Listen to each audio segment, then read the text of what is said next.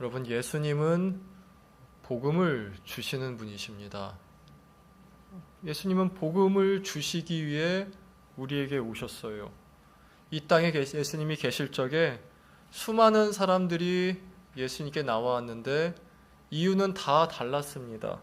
어떤 사람, 가령 바디메오 같은 경우에는 눈이 안 보여서 눈을 뜨기 원합니다 라고 나왔고, 또 수로보니게의 여인 같은 경우에는 자식 문제가 있었어요. 요한복음 4장에 나오는 수가성 여인은 남편을 바꿔도 허무함이 채워지질 않아서 나왔습니다. 또 마리아의 언니 마르다 같은 경우에는 너무 분주해가지고 예수님 도와주세요, 일이 너무 많아요, 그렇게 해서 예수님께 나왔습니다. 누가복음 12장에 나오는 한 청년이 나오는데요, 이 청년은 예수님께 나온 이유가 재산 분할 문제 때문이었어요. 이 재산 분할을 잘할 수 있도록 주님 도와주세요, 그렇게 예수님께 나왔습니다. 그러니까 요구가 다 다양해요. 똑같은 요구가 거의 없습니다. 그런데 이런 다양한 요구 가운데 예수님이 주신 답은 복음이었어요. 다른 걸 주시지 않으셨습니다. 오직 복음을 주셨습니다. 주님, 제가 지금 필요한 건 돈입니다. 아니다, 너에게 지금 필요한 건 복음이다. 주님, 저에겐 자식 문제가 더 급합니다. 그렇지 않다. 너에게도 또 너희 자식에게도 필요한 것은 복음이다. 이게 예수님의 답이었습니다. 이 복음을 전하기 위해서 때로는 예수님이 병자를 고치기도 하셨고, 또 때로는 오병이어 같이 먹을 것을 주시기도 하셨습니다. 왜요? 그 사람들에게 복음이 증거되기 위해서 기적이 필요했기 때문이에요. 그러나 어떤 사람들에게는 복음이 증거되기 위해서 그런 요청들을 거부하기도 하셨습니다. 너무 분주해서 같이 일할 사람이 필요하다라고 요청한 마르다에게는 그 요청을 거부하셨죠. 또한 세례 요한 같은 경우는 어땠습니까? 다음 슬라이드요. 세례 요한이 감옥에 갇혔습니다. 다음 슬라이드요. 감옥에 갇혔습니다. 꽤 오랫동안 갇혀 있어서 세례 요한 마음이 많이 무너졌어요. 그러다가 세례 요한이 제자들을 시켜가지고 예수님께 편지를 보냈는데 편지엔 딱 한 줄 적혀 있었습니다. 당신이 정말 메시아가 맞습니까? 아니면 우리가 다른 사람을 기다려야 됩니까? 무슨 뜻이죠? 정말 메시아면은 나 좀 여기서 꺼내달라는 거예요. 나 힘들다라는 거예요. 정말 메시아시면은 당신을 믿는 나를 가만히 두지 마시고 여기 좀 끄집어 달라는 것이죠. 나 지금 무너지고 있어요, 주님. 나 지금 망가지고 있어요. 나 지금 이제 이렇게 있다 못 버틸 것 같아요, 주님. 나 좀 살려주세요. 그게 세례 요한의 메시지였습니다. 그런 세례 요한의 메시지에 예수님의 답도 딱 한 줄이었죠. 지금까지 내가 한 일을 보고 네가 직접 판단해라. 내가 메시아인지 아닌지. 그렇게 답을 받은 며칠 뒤에 세례 요한이 목이 베어 죽게 됩니다. 예수님은 이 사람이 곧 있으면 죽을 거라는 걸 아셨어요. 그럼에도 예수님은 요한의 요청을 거부하셨습니다. 왜요? 복음을 증거하기 위해서. 그 사람이 복음을 증거하고 믿게 하기 위해서. 이렇게 복음서에 나온 예수님의 모습은 지금도 우리에게 동일합니다.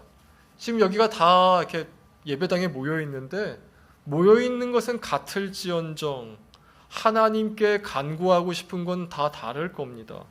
어떤 사람은 건강, 어떤 사람은 휴식, 어떤 사람은 미래, 어떤 사람은 자녀 문제, 어떤 사람은 배우자. 그러나 그 모든 요청에 예수님의 대답은 복음이에요. 복음이 뭡니까? 복음은 내 죄를 예수님께 드리고 예수님의 십자가와 부활을 믿는 것이 복음입니다. 누구든지 하나님의 아들을 믿는 자, 그 이름을 믿는 자에겐 자녀가 되는 권세를 주셨다는 것을 믿는 게 복음입니다. 이 단순한 이야기가 지금 내가 겪고 있는 어려움이나 문제와 전혀 상관이 없고 문제를 해결하지 못할 것처럼 보인다 할지라도 여러분 절대로 그렇지 않습니다. 복음에는 능력이 있어요.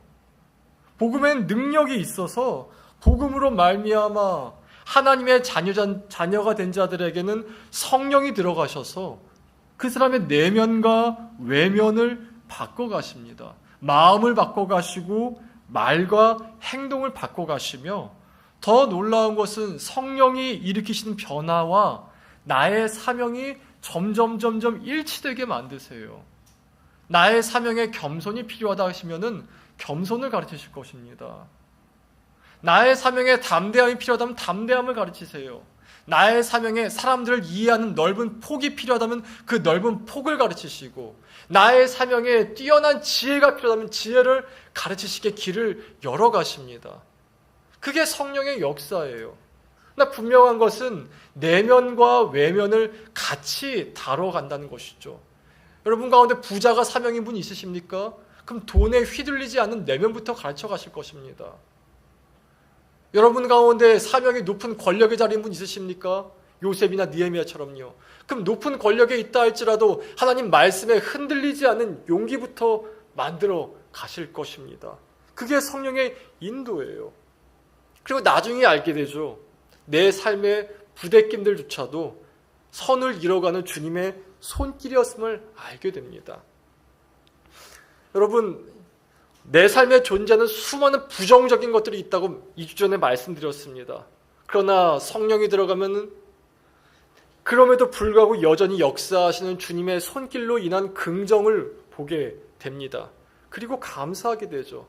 복음의 능력이 뭐라고 했죠? 감사라고 했어요. 복음은 감사를 하게 만듭니다. 능력이에요. 또 내 주위의 사람들이 하나님께서 나로 하여금 하나님을 증거하게 하고, 또 그들을 통해 내가 하나님의 응답을 받게 하십니다. 저는 이런 경험 진짜 많이 합니다. 여러분, 제게 영적 인도자가 누구냐고 하면요, 저는 성도라고 얘기합니다. 저는 성도님들 통해 하나님의 영적 인도를 받습니다. 여러분, 우리는 영적 인도자 하면 멘토와 같이 나보다 뛰어난 지혜를 지내고 나보다 훨씬 신앙이 깊은 사람일까 생각하지만, 성경이 말하는 영적 인도자는 그런 사람이 아닙니다. 영적 인도자는 어느 한순간에 그때 나에게 필요한 그 말을 전해주는 사람이에요. 때로는 아이일 수 있어요. 때로는 모르는 사람일 수 있습니다. 때로는 믿지 않는 사람일 수도 있어요. 성경에 보면요, 말이죠.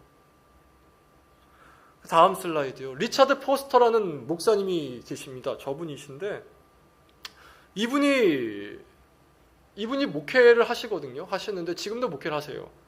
근데 이분이 참 이분 교회 독특한 게 있는데, 이분 교회 성도들 가운데 누구든지 목양실에 들어와서 목사님의 머리 위에 안수 기도할 수 있습니다.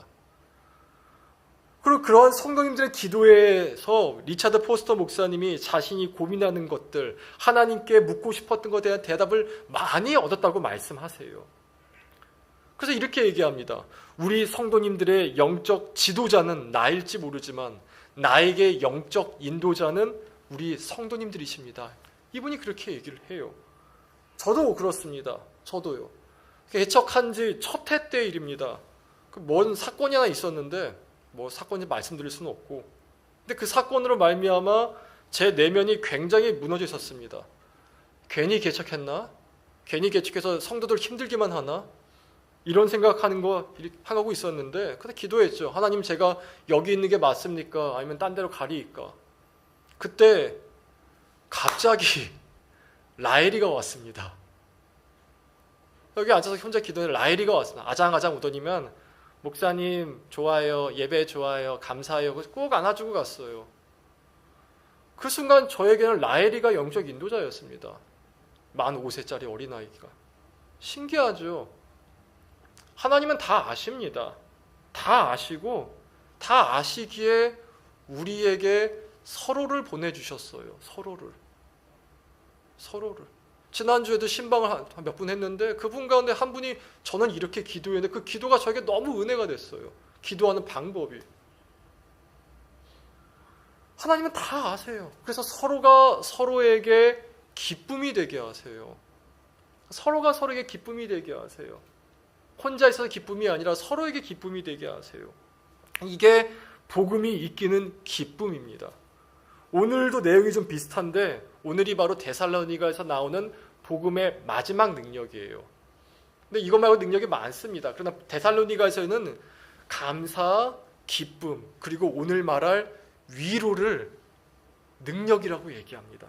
우리 3장 1절 잠깐 읽어보겠습니다. 시작.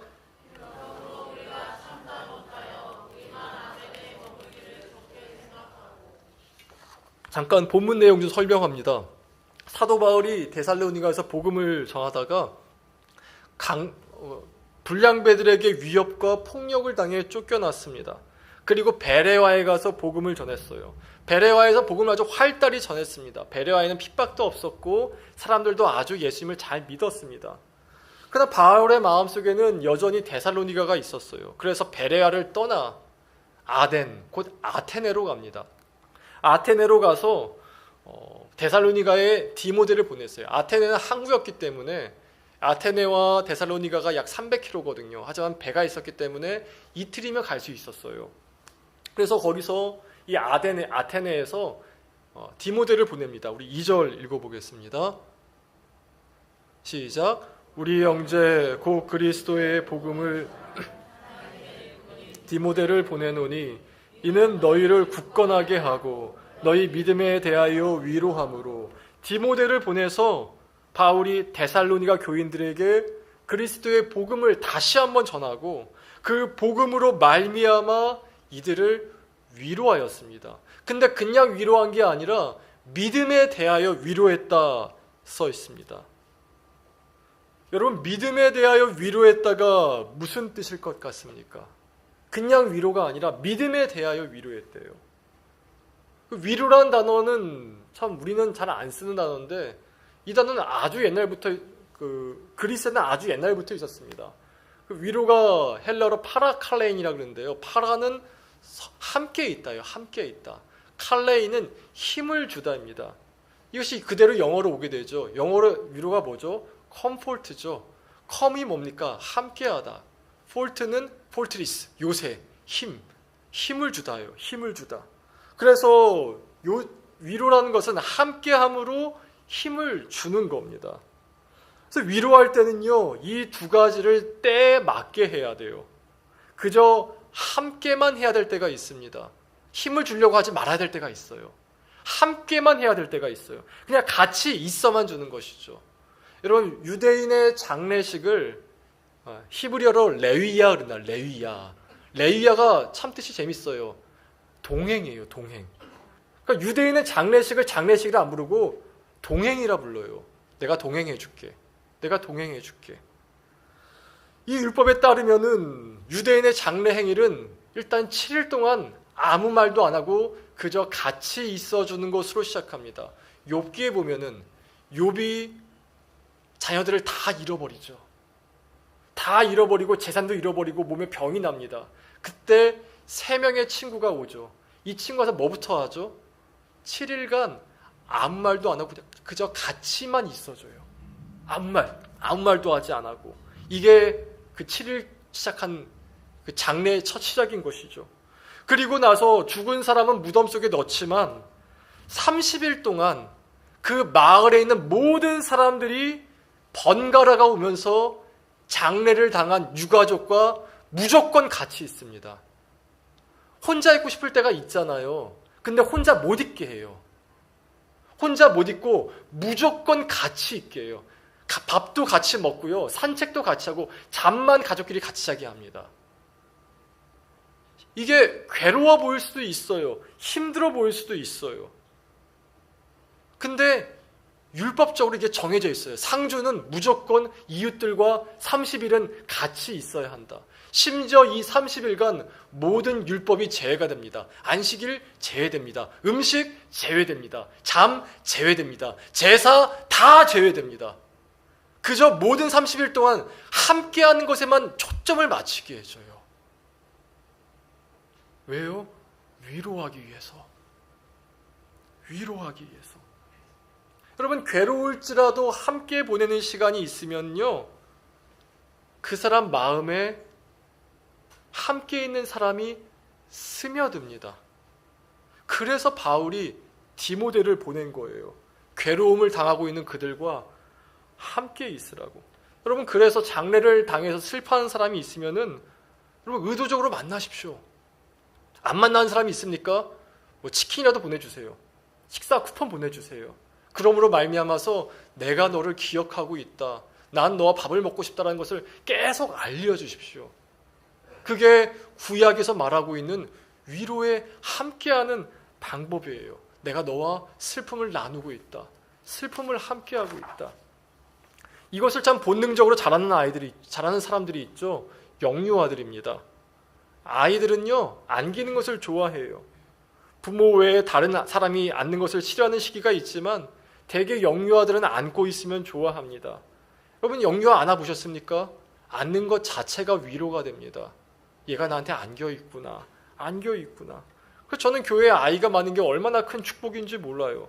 사실 제가 안고만 있어도 뭐랄까요? 제가 쓸모 있어 보여요. 때로는 낙담하거든요. 쓸모없는 것 같아서. 근데 아이만 안고 있어도 내가 얘를 안기 위해 태어났구나. 내가 얘를 안아주기 위해 여기 있구나. 이게 위로의 첫 번째 단계는 바로 함께 있어준 단계입니다. 그 다음에 힘주는 게 필요해요. 여러분 세상이 행하는 위로는 이렇게 얘기하죠. 너 자신을 소중히 여기고 너 자신을 믿으라. 시간 지나면 다 잊혀질 거야. 산 사람은 살아야지. 이렇게 얘기합니다. 이게 세상이 말하는 위로예요. 그럼 복음이 주는 위로는 뭡니까?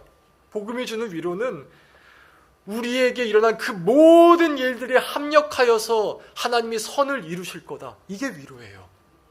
모든 일이 다 합력하여서. 하나님 전능하신 믿으십니까? 여러분 나를 믿지 마시고 하나님을 믿으세요.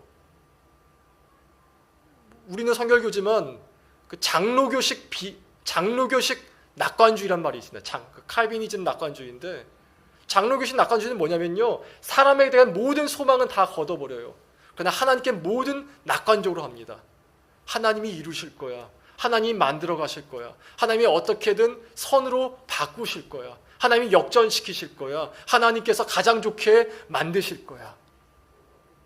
왜냐하면 로마서 8장 28절 하나님을 사랑하는 자 곧 그 뜻대로 부르심을 받은 자들에게는 모든 것이 합력하여 선을 이루느니라. 여기에는 성 어거스틴이 이렇게 붙였습니다. 심지어 당신의 죄까지도 합력하여 선을 만드실 것이다. 이게 우리에게 위로입니다. 우리 4절 읽어보겠습니다. 다 같이 읽겠습니다. 우리가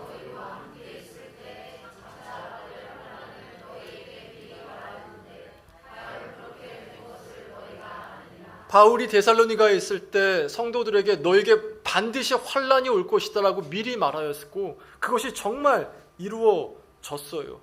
정말 이루어졌어요. 하나님 믿는 사람들에게 환란이 닥친 것이죠. 그런데 이것을 뒤집어보면 무슨 뜻입니까? 지금 데살로니가 교인들은 환란 당하고 있는 교인들은 하나님 보시기에 또 세상 보기에도 믿는 자란 뜻 아닙니까? 저들의 믿음은 검증받았어요. 너희가 믿기에 환란이 있다는 것이죠. 이런 믿음으로 말미암아 환란 당할 때가 있습니다. 집에서, 직장에서, 사회에서, 가정에서. 여러분 이것에 대해서 예수님이 뭐라 말씀하신지 아십니까? 우리 마태복음 5장 11절 12절 읽어보겠습니다. 다 같이 읽겠습니다. 나로 말미암아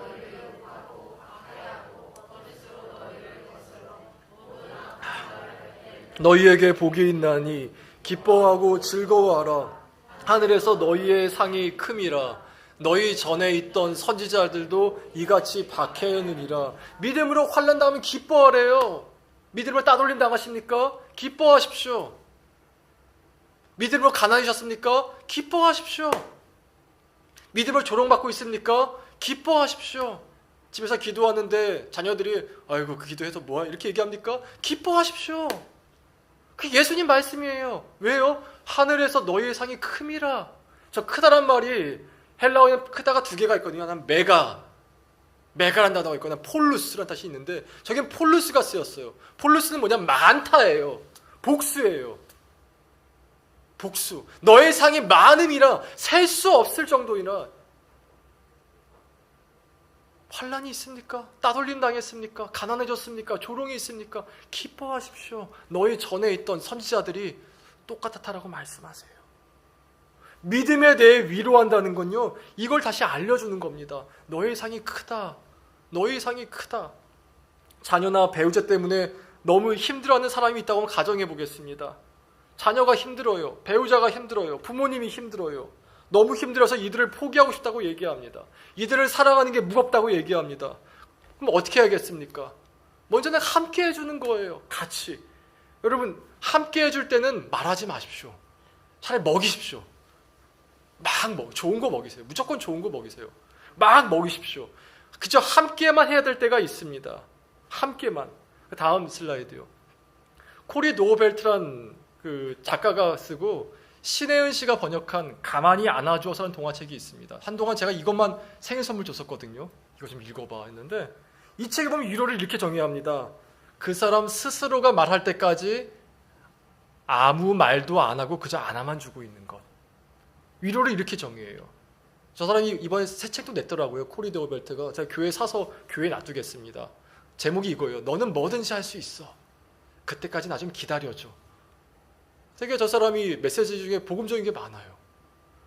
위로는 언제나 이게 먼저입니다. 그 사람이 말할 때까지 기다려줘야 돼요. 차라리 먹이시라니까요. 스테이크를 먹이시든 고기를 먹이시든 단 거를 먹이시든 막 먹이세요. 그렇게 충분히 함께 해주면은 그 사람이 먼저 말을 합니다. 내가 잘못된 걸까? 내가 부족한 걸까? 그때 성경의 메시지가 들어가는 것이죠. 가족 사랑하는 것이 버거운 사람에게 무엇을 말해야 할까요? 제가 좀 말씀 골라봤습니다. 먼저 요한일서 4장 19절 읽어보십시다. 4장 9절 읽어보겠습니다. 우리가 사랑함은 그가 먼저 우리를 사랑하셨음이라. 뭐예요? 사랑은 우리에게 없어요. 사랑은 늘 하나님께 있습니다. 사랑받아야 사랑을 할 수가 있어요. 사랑이 부족합니까? 하나님께 나가십시오. 그분이 사랑 그 자체이십니다. 그분에게 있어야 내가 사랑이 나와요. 사랑이 나와서 사랑할 수가 있어요. 또 내가 지쳤기에 하나님의 능력이 늘어날 수 있는 것도 하나님께 있습니다. 내가 부족하기에 오히려 주님이 더 드러날 수 있죠. 고린도전서 12장 9절 내 은혜가 내게 족하다. 이는 내 능력이 약한 데서 온전하여짐이라. 내가 부족하기에 하나님이 강해진대요. 내가 약하기에 하나님이 더 커진대요. 내가 미련하기에 하나님이 더 지혜롭게 사용하신대요. 기쁘지 않습니까? 감사하지 않습니까? 그리고 나서 갈라디아 6장 9절 읽어보겠습니다. 다 같이 읽습니다. 우리가 선을 행하되 낙심하지 말지니 포기하지 아니하면 때가 이름에 거두리라. 어떻게 된대요? 때가 이르면 거둔대요. 누구 말씀이에요? 하나님 말씀이에요. 약속하셨어요. 낙심하지 말아라. 포기하지 말아라.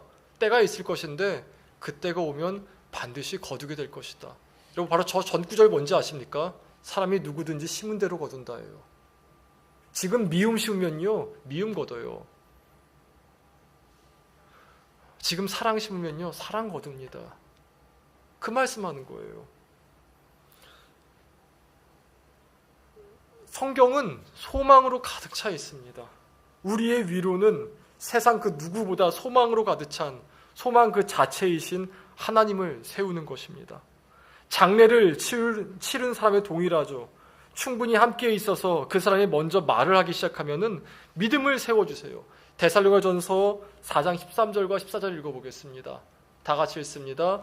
형제들아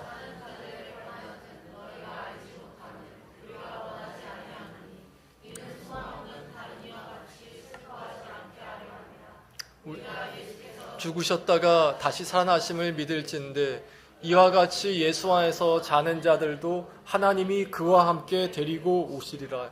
자는 자들은 우리보다 먼저 죽은 자들입니다. 예수님의 죽으심과 부활을 믿을진데 예수 안에서 죽은 자들을 어떻게 하신대요? 하나님이 데리고 오신대요. 우리가 가는 게 아니에요. 하나님이 데리고 오신대요. 데리고 오신대요. 세상 그 어떤 사람도 그 어떤 종교도 말하지 못하는 것입니다. 오직 예수님 말씀하신 거예요. 나는 부활이요 생명이니 나를 믿는 자는 죽어도 살 것이다. 그는 죽어도 죽은 것이 아니다. 복음은 이렇게 소망으로 가득 차 있습니다. 심지어 죽음조차 소망을 꺾을 수가 없는 것이죠. 그렇게 복음이 우리 안에 들어오면은 위로의 능력을 갖게 됩니다. 함께 할 수 있는 능력, 위로할 수 있는 능력. 서로가 서로에게 우리가 세상에게. 여러분, 세상은 늘 비판거리가 있을 겁니다. 심지어 가족에게도 늘 비판거리가 있을 거예요. 늘 비난할 거리가 있을 겁니다. 당신이 나에게 이런 상처를 줘가지고 내가 지금도 고생하고 있다. 당신이 정의를 행하셔서 이 사회가 이렇게 되겠다. 저도 역사를 참 좋아하는데요. 늘 비판거리가 있을 겁니다.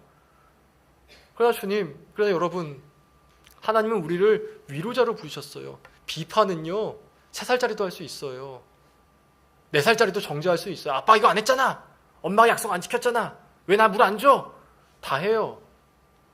누구나 다 해요. 위로는 복음이 있어야 할 수 있어요. 하나님은 우리를 위로자로 세우셨습니다. 말씀을 맺겠습니다. 고린도 후서 1장 3절에서 4절까지를 읽어보겠습니다. 다 같이 읽습니다. 찬송하리로다. 그는 우리 주 예수 그리스도의 하나님이시요 자비의 아버지시요 모든 위로의 하나님이시며 우리의 모든 환난 중에서 우리를 위로하사 우리로 하여금 하나님께 받는 위로로서 모든 환난 중에 있는 자들을 능히 위로하게 하시는 이시로다. 여러분, 우리의 모든 상처는 타인을 위로하기 위한 하나님의 도구가 될 것입니다. 우리의 모든 아픔은 서로를 위로하기 위한 하나님의 기적이 될 것입니다. 우리가 하나님께 받은 위로로서 우리는 슬픔을 당한 누군가에게 영적 인도자가 될 수 있습니다. 아기도 할 수 있어요.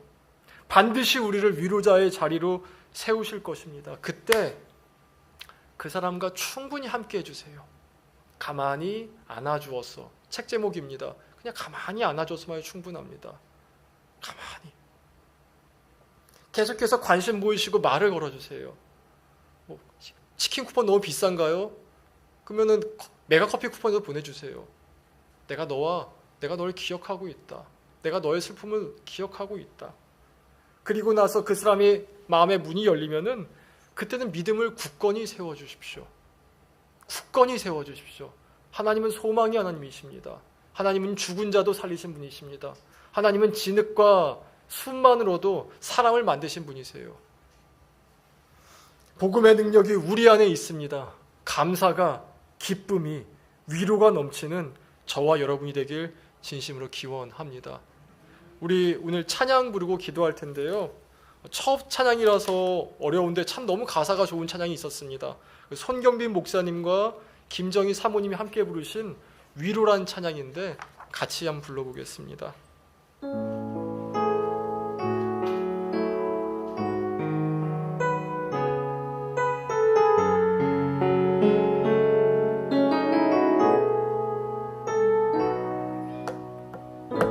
삶 속에 주어진 많은 일들이 너를 힘들게 하여도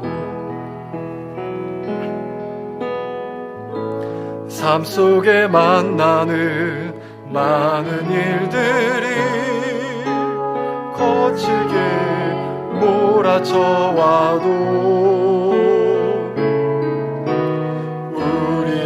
향한 하나님의 생각은 평안이요 재앙이 아니니 염려 말고 두려 말고 신실하신 주께 기도하라. 우리를 향한 하나님의 생각은 미래와 희망을 주시니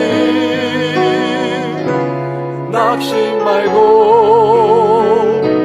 기도하라. 하나님 널 사랑하신다. 처음부터 하시겠습니다. 삶 속에 주어진 많은 일들이 너를 힘들게 하여도 삶 속에 만나는 많은 일들이 거칠게 몰아쳐와도 우리를 향한 하나님의 생각은 평안이요 재앙이 아니니 염려 말고 두려 말고 신실하신 주께 기도하라.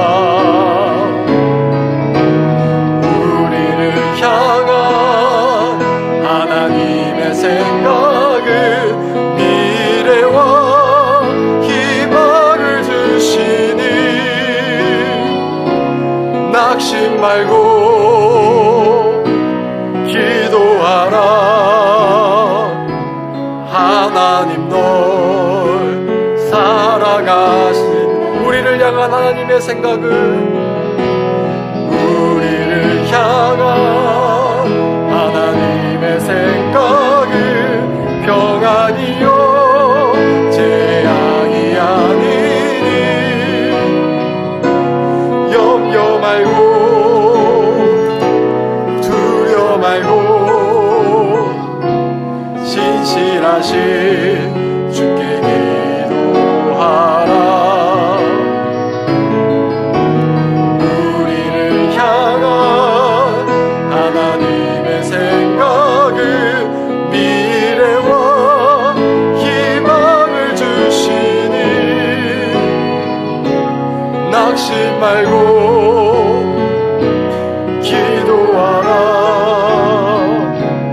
하나님 널 사랑하 낙심 말고 기도하라. 하나님 널 사랑하신다. 낙심 말고 기도하라. 하나님 널 사랑하신다. 우리 잠깐만 기도하십시다. 반주자 해주시고요.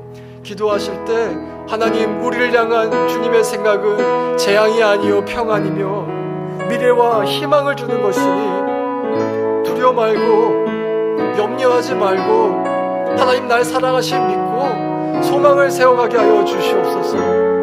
소망을 세워가게 하여 주시옵소서. 이 시간 다 같이 자신의 영혼을 두고 기도하십시다. 기도하겠습니다. 하나님 아버지